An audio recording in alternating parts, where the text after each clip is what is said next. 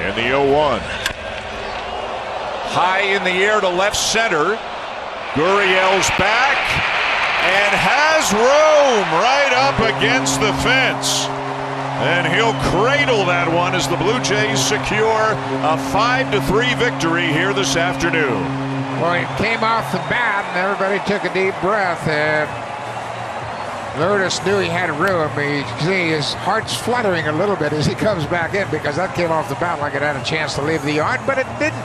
And the Blue Jays have taken a 2-1 game advantage in this 4-game series. Romano, with his 23rd save of the season, takes the outright lead in that department in the American League, and the Blue Jays will look to make it 3 out of 4 Sunday afternoon. They were out hit 10-4 today, but they had the biggest hit of the game by far, the 3-run homer by that guy, Teoscar Hernandez. With more on this one, Blue Jays Central with Jamie and Joe. Buck, thank you so much. Sometimes all you need is a big hit, and as you mentioned, the Blue Jays got that to give themselves a series lead with the 4th and final game coming up tomorrow. Remember, we're on the air at 11:30 in the morning Eastern Time, 8:30 Pacific. It's a noon Eastern start.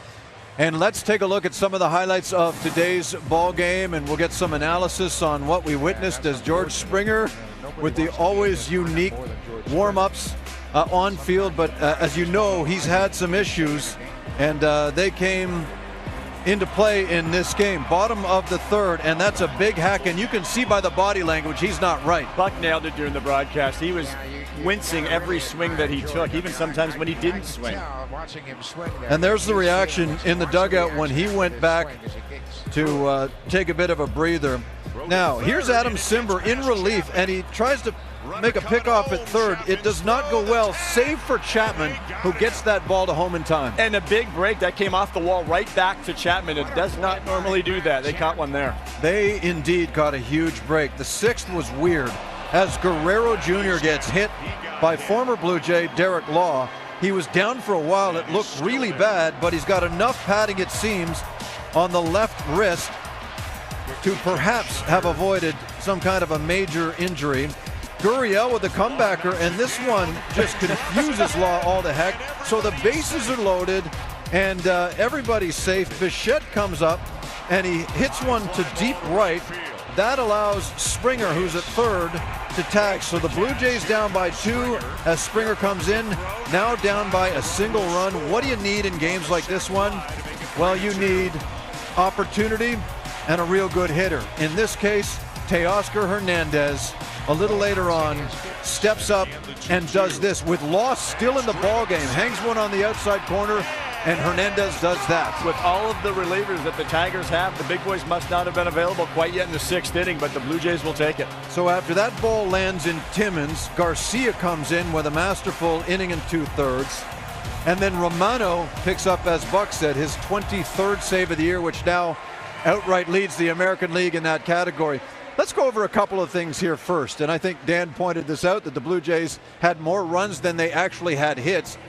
Part of the reason was Drew Hutchison being so effective. That caught you by surprise. Why? Second day in a row that the Blue Jays offense, this vaunted offense, did not get to a Tigers starter, and Drew Hutchison is not one of the top names on the board when you look at starting pitchers across the American League, but he pitched effectively inside, I thought, with the fastball most of the afternoon for 5 innings to stymie these Blue Jays hitters, and Teoscar just in enough to jam him, to pop it up to center field. But when you show hitters in, put it in their heads, then it helps with the secondary pitches. Vladdy tops a little changeup there to short.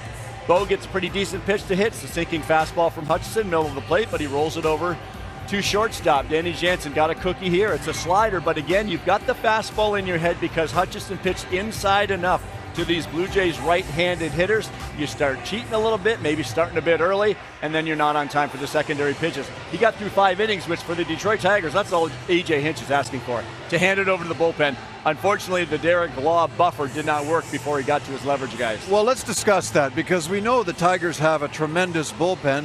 That was witnessed a night ago. Law comes in as the closer in AAA in a 6th inning in which his team held on to a slim lead, and the Blue Jays got some breaks. Be frank, right? Well, we talked about that breakout, that ball off the wall that Chapman was able to throw the runner out at home, but the Blue Jays offense got some breaks with Derek Law on the man. I mean, you're not going to get away with a lot of things, but guess who starts it all? Number 9 hitter, Santiago Espinal. And as soon as Law came in the game and you get Hutchison out as a lineup, you're thinking, okay, boys, let's go. Time to do it. Good hustle by George here. Still got his leg. This is about as scary a moment as Blue Jays fans are going to see. But I think the manufacturer of that little hand pad comes to save the day there. But how about Derek Law going after this baseball? It should have been second to first double play here to end the inning, but it's not that and more. Bo does such a good job. The ball middle in is what hitters will say is easier, actually, to drive the ball in the air to get a sacrifice fly. And there are the legs again by Springer. But Teoscar, that little cutter slider thing that Law's throwing, it's not very pretty because a lot of them are just spinning. And Teoscar saw 6 of them, Jamie. You want to throw 6 pitches in the similar location, similar speed, similar spin. And as I said earlier, or lack of spin, Teoscar's going to make you pay. You just can't do it to great hitters like that with that kind of power. To the field we go. Hazel has a special guest. Teoscar Hernandez's big 3-run home run was the difference in this ball game. What, if anything, did you pick up from watching Derek Law attack the teammates in front of you? Because he was kind of offering you a steady diet of sliders there in that at-bat. Man, he attacks all of my teammates before me with a cutter.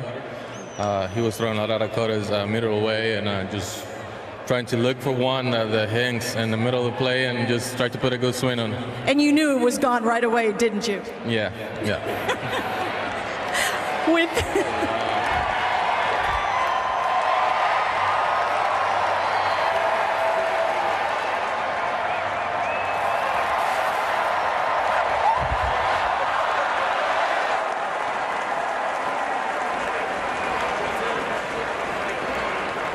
in that at-bat, what kind of adjustments did you make, whether it be mentally or mechanically at the plate when you're facing 2 strikes?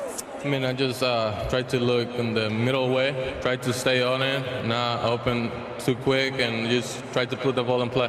When you got back to the dugout, you and Lourdes Gurriel Jr. had a very animated conversation. What was going on? What was he saying to you?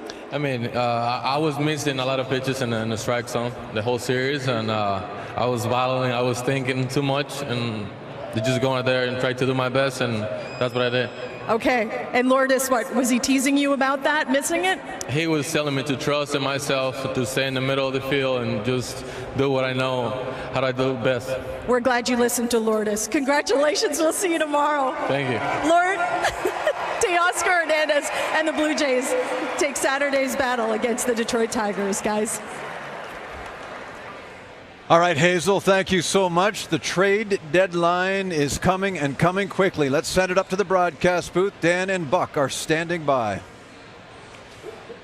Jamie, the trade deadline just about 72 hours away, and clearly the Blue Jays are in a position to be buyers. Buck, what do you think is going to happen over the next few days? Well, obviously there's a lot of speculation, and everybody talks about a starting pitcher. Everybody talks about bullpen arms. I'm of the mind that Ross Atkins has something up his sleeve that we don't even anticipate. I think when you think back to 2015 when they got Troy Tulowitzki and David Price, I mean, those things came out of nowhere.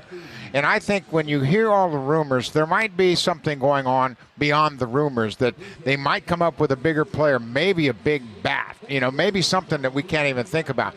But I think there's going to be 1, maybe 2 pitchers here for sure, and maybe an extra position player as well. What does it mean? What would it mean to the players in the clubhouse for the lineup to get reinforced like that? It means everything. There's no question about it. And I can guarantee you the Seattle Mariners are really energized because they picked up Luis Castillo. And the Blue Jays understand they're in a dogfight right now because there are so many good teams now when you think about Seattle and the White Sox and Cleveland. And everybody's kind of playing good. And the Baltimore Orioles aren't a rollover team anymore, so you're going to have to fortify your team even as well as the Blue Jays are playing right now.